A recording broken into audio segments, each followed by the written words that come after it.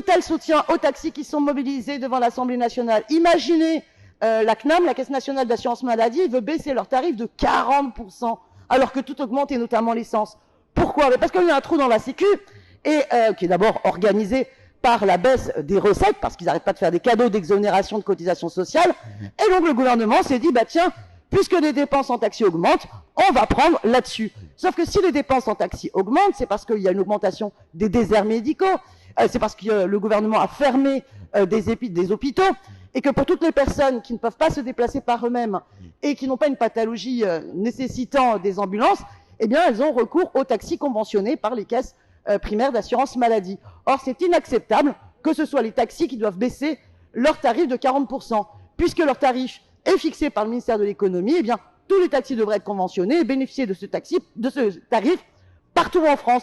Je vais vous dire, moi, ce qui coûte cher à la Sécu, c'est aussi le développement de l'ubérisation. Parce que l'UMA, par exemple, avait évalué que si Uber payait véritablement ses cotisations sociales aux chauffeurs VTC, ça serait plus d'1 milliard en plus dans les caisses de la Sécu. Donc ça suffit.